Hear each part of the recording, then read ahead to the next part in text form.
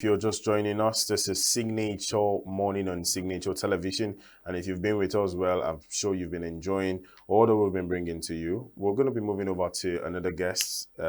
His name is Engineer Peter Chukwuma. He's the MD Imo Water and Sewage Corporation in Imo State. He's going to be joining us in a conversation, urban water utilities reform. We want to get to know about things happening in Imo State and Southeast, of course. Good morning, engineer. Can you hear us? Can you confirm you are hearing me too?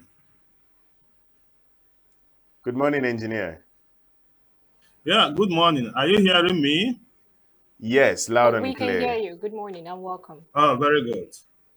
So before we move to what we want to discuss, I wanted to get your take on this sit at home that has been in place from yesterday, heading over till today. You are in Imo State, I believe. So I want you to tell us about your own experience in Imo State. How has the sit at home been for you? Okay. I wouldn't say much because I didn't move around much.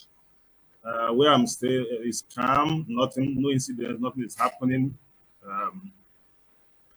So I would say that I'm not in a position to give you a very candid report on the situation because I just stayed and relaxed. I had my rest and I did my work online. And as I'm speaking to you from the balcony of my house. But generally, there is no incidents. So, but I want to get your general take on the sit at home as a whole. Do you support the sit at home? What's your take on it? Yeah, it has its own toll on the economy. And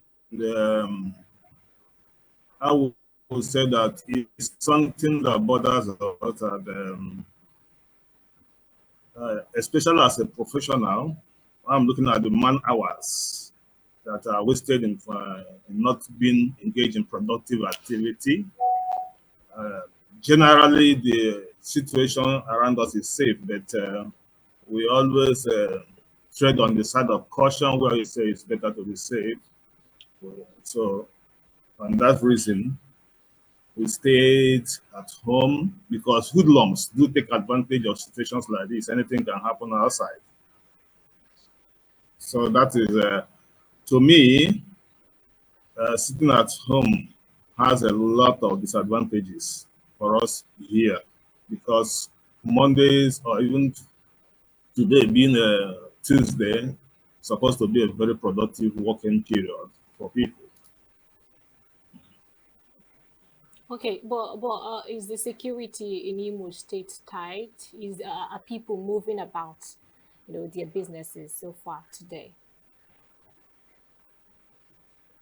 Yeah, people are moving about, especially those of us in the city. I wouldn't know what is happening outside the Owerri city, but move around.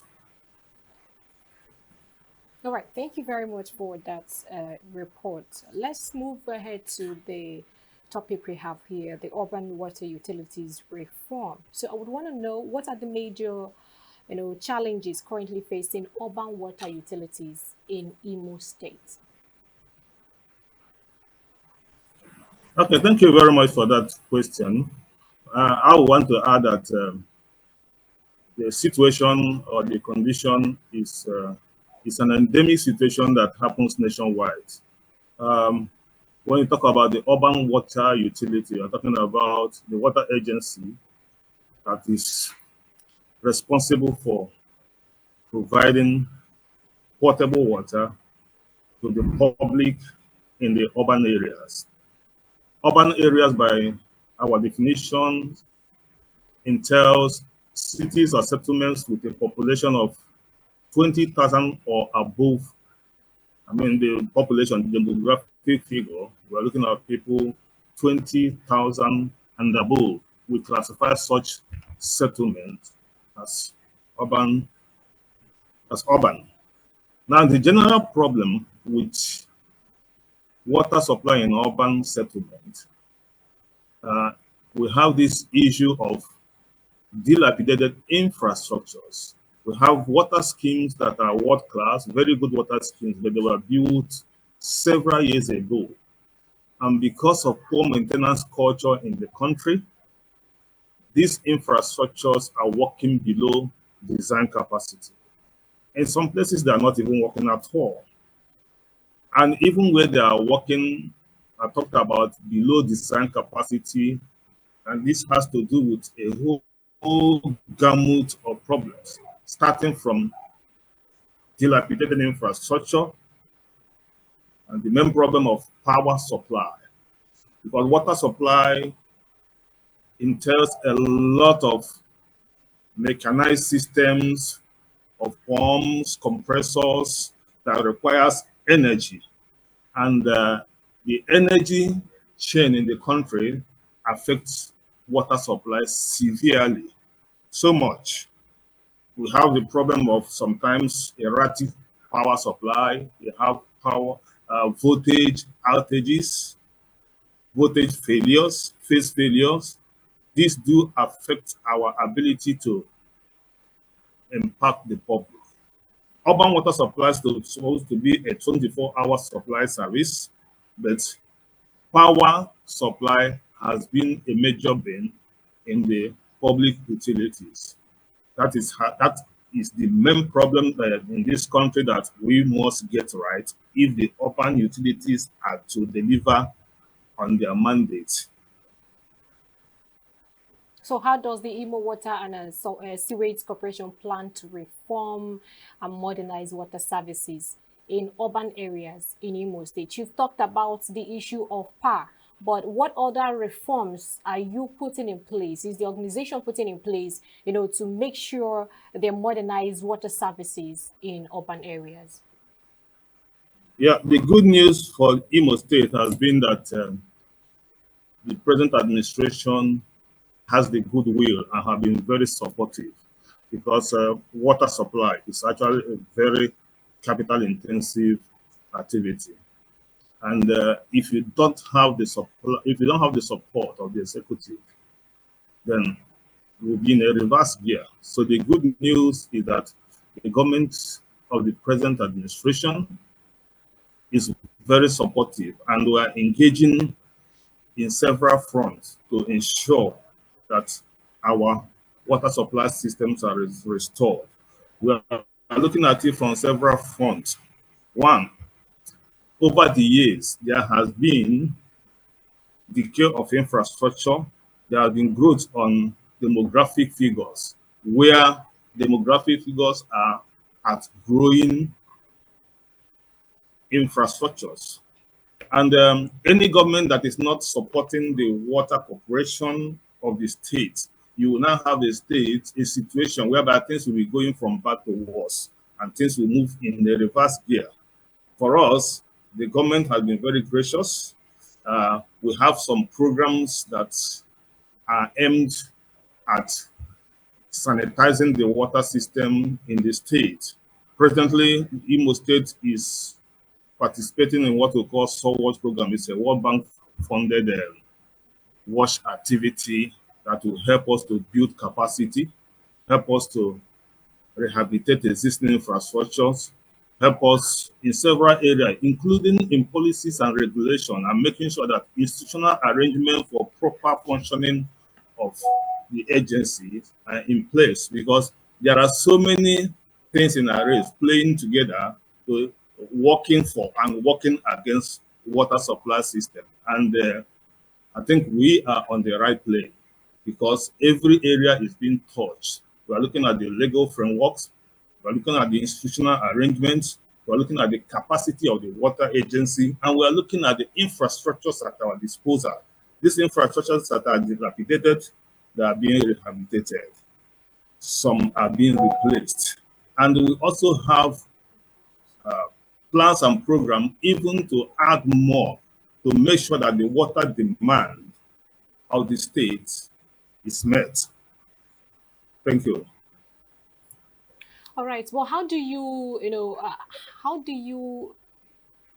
manage, or would I say, manage the aging of infrastructure? Because we get reports of some infrastructural plants or equipment used for sewage. Some of them damage over time. How do you manage the aging? Do you embark on replacement, or what exact reforms are you putting in place to mitigate that aging? Okay. As I said before, we are working on several fronts, but the strategy presently is looking at the existing infrastructure. Every infrastructure in water and sewage, they have design capacity. There is a concept we have in mind when these systems are developed, when they were constructed and commissioned. Now, the situation in our hand is that most of these infrastructures, either they are not working or they are working below capacity. So we are going from the first stage of our strategy, and that is assessing the existing infrastructure, putting them back to use. We are looking at what we have. We are looking at low-hanging fruits, things that can give us high impact with minimum cost. We start from there first, making sure that existing infrastructures are even working as designed. And when we finish with that, we are now going to look at how much capacity do we need to add? What more and more do we need to do in order to meet the water demand of the entire populace? Let's get this thing straight. When you talk about human beings, we need water in two parameters, quantity and quality. And when you look at the modern nature, it gave us water in abundance, you have water everywhere. But there is a paradox in natural water supply, the paradox of quantity and quality. You see that wherever the modern nature gives us water in high quantity, the quality is always suspect. When the quality is high, the quantity is usually not enough. Now we have to use engineering to balance this paradox. And what we do is we look for the available water and make it suitable for the intended use. So we are looking at the water corporation engaging in technologies and processes that makes available water suitable for the intended use. Now, this process of making available water suitable is where the challenge is. So we are looking at, we have infrastructure that have been built for water treatment, for water supply. Take note, water supply is just like also power supply, where you start from. You have to produce, you have to transmit, and you have to distribute. All these systems must work before the end users can feel the impact of water supply. So we are looking at our water treatment system, water transmission system, and water distribution system. So we are already assessed all these systems. I've seen where we are having the problems, where we are having the challenges. We started from the production, but you have to make sure that you are able to produce. From production, you now look at the transmission system and then the distribution system. Remember, this is a chain. If you sanitize production system and the distribution and transmission system are not working, the end user will not get water supply. So we are looking at all the systems in the state to make sure that we are impacting the end users at the end of the day. So there is a lot of work going on presently to sanitize both our distribution system, our transmission system, and the waterworks in general.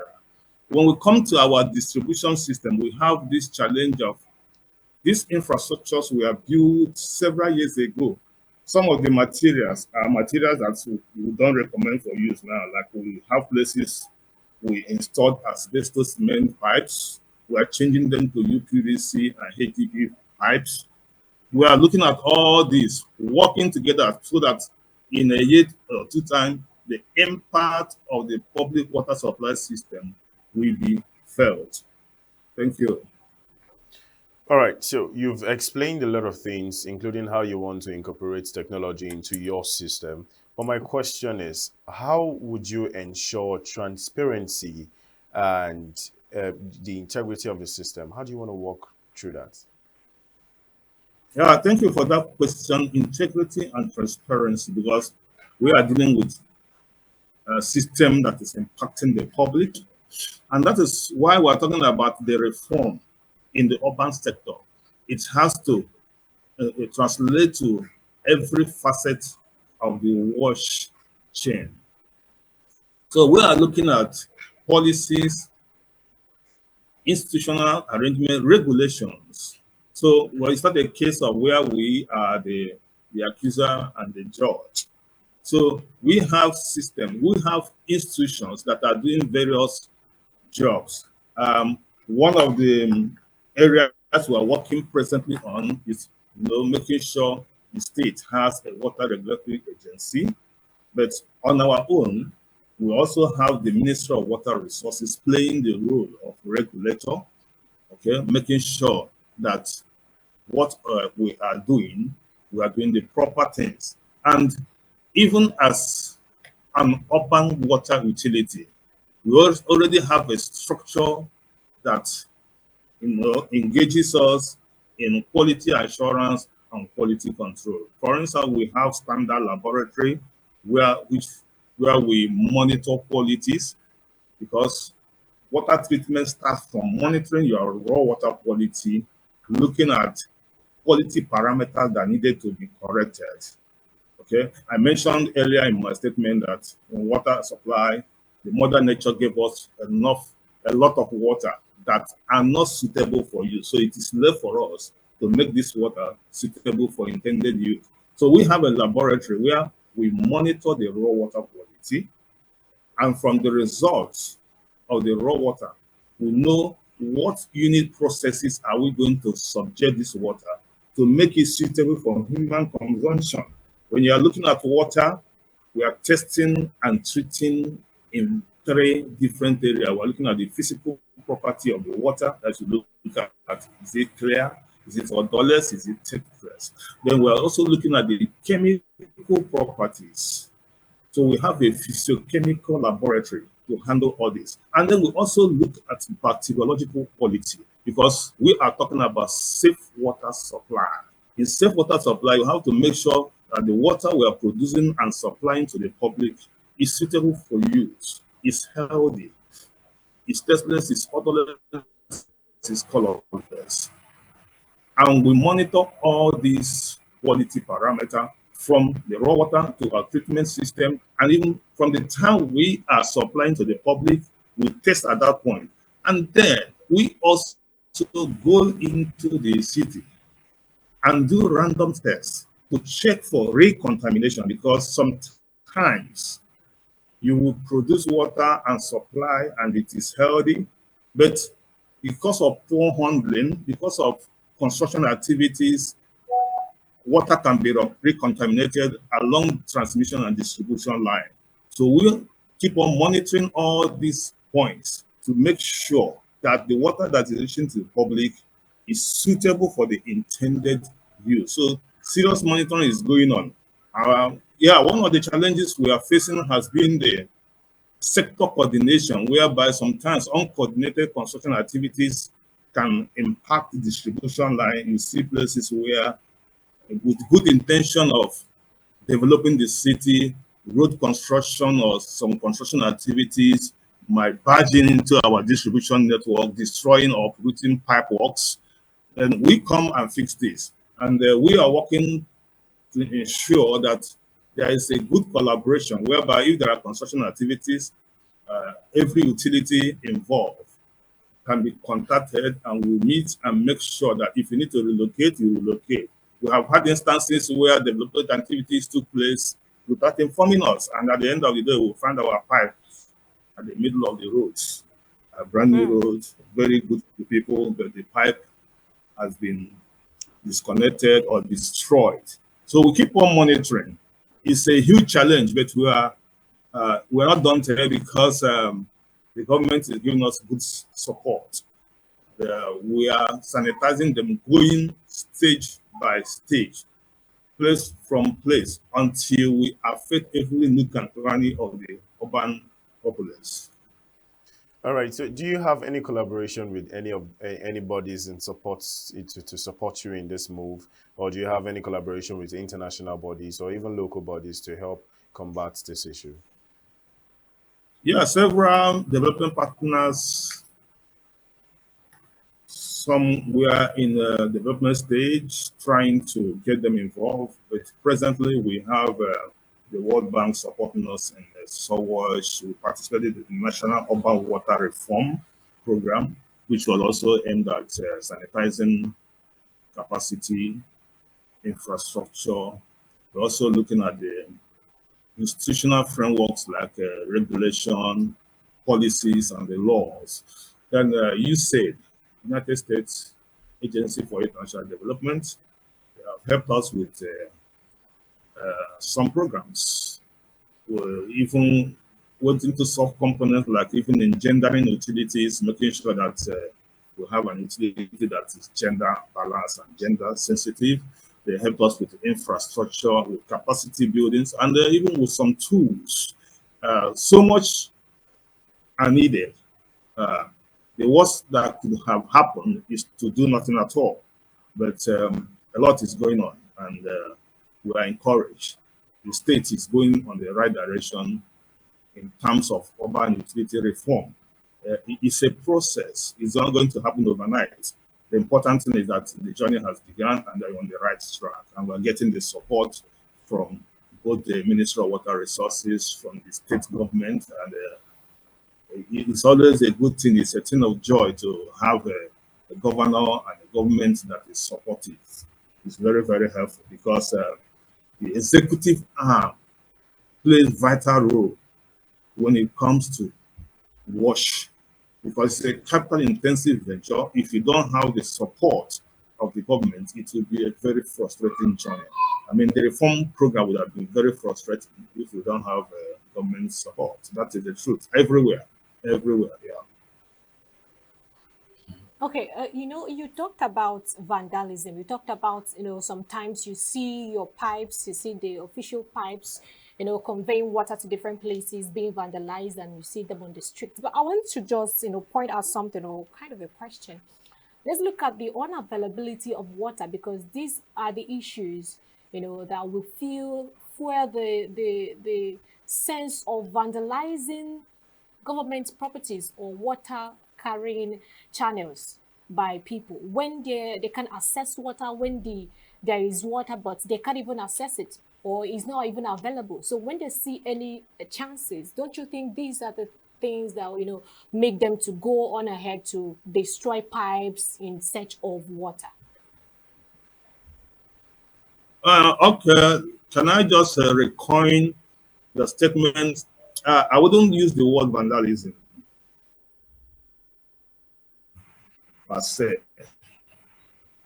Rather, what we are having is uncoordinated development activities. So these things, they come with good intention. Maybe government want to build roads, want to build infrastructure. Okay? We have a problem in this country where we always jump into execution. Whereas in project management, the most important stage in project management is in planning.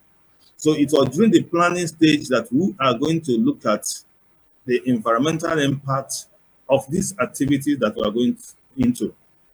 Okay, so that's why ESMP is very, very important. So you have to look at your environmental and social management plans. You have to look at the impact of every project. So we have situation where out of zeal, the government or government agency can move in and the earth moving equipment will be rolling, and they are doing a good thing of providing roads, providing drainage. But at the end of the day, or in the process of doing this good job, they are impacting our distribution or transmission network because our assets are underground. So sometimes you can just start a project and you wouldn't know the damage you are going to cause by moving into that project. So every project must be preceded with ESMP and the AROP. That's what we're talking about, integrated resettlement action plan.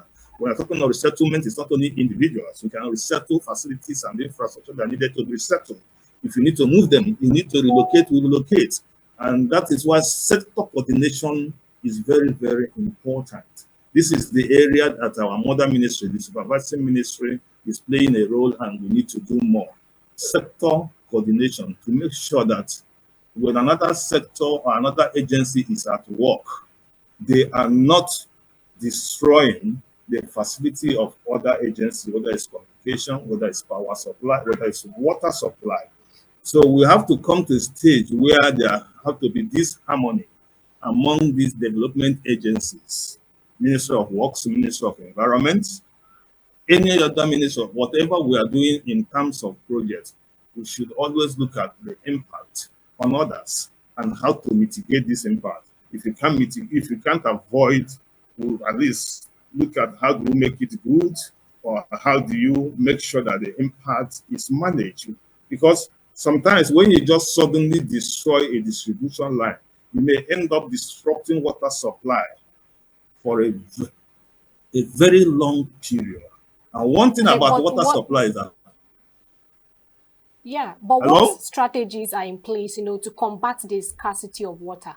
In as much as you are doing your best to make sure that or these things are not being done, this destroying of equipment or materials, they are not happening. What other strategies are you putting in place to make sure that there are no scarcities of water in Imo State, especially in the urban areas? Yeah, well, I mentioned that before. I repeat, we are talking about making sure that in every stage of the water supply system, every component is at work. I told you that in water supply, we start from raw water abstraction, raw water treatment, raw water transmission, and raw water distribution. This is a chain.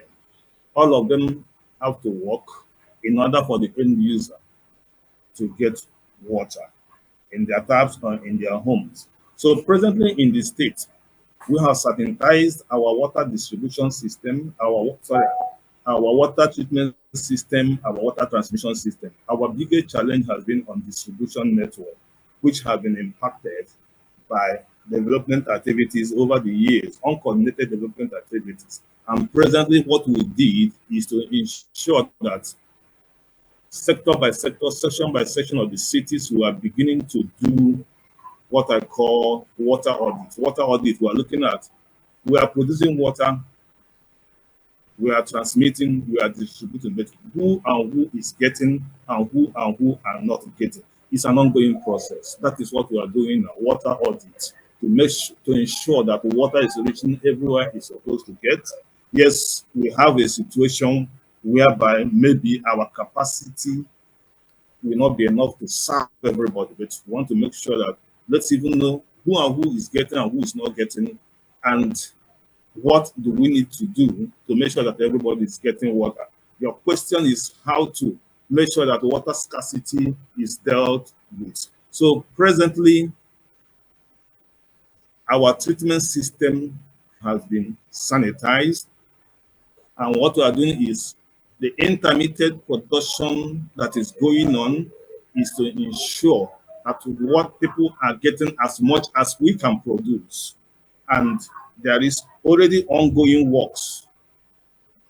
We also have a USAID program presently going on, what we call Sewage, which is aimed at making sure that distribution networks are sanitized so that people can get this water. If you produce water and it's not getting to the end user, people won't even know we are working. People won't even know that water works exist. So the distribution network that have been uprooted are being worked upon. There are designs. What we did was to divide the city into sectors, into sections, what we call district ministered area, DMA. So we have different parts of the city. We're looking at, we finish here, we go here, we finish here, we go there. You see, the problem is so much that if one is not being supported by the government, you'll be so discouraged that you allow things to go from bad to worse. So presently, the government is working at restoring distribution networks that have been destroyed. And we're also working on even the ones that have become so aged that if we charge water in some of these distribution network, we begin to get bursts here and there because of the age of the infrastructure. So we are not keeping quiet about this. Yeah, it's not going to happen overnight. And we know that For a layman who is not a technical person, if water is not flowing in the pipe, it's like nothing is happening, but so much is going on to ensure that water is getting to the urban areas of the state. Engineer Peter Chukwuma, the MD, Yes. Imo Water and Sewage Corporation. Thank you for your time this morning.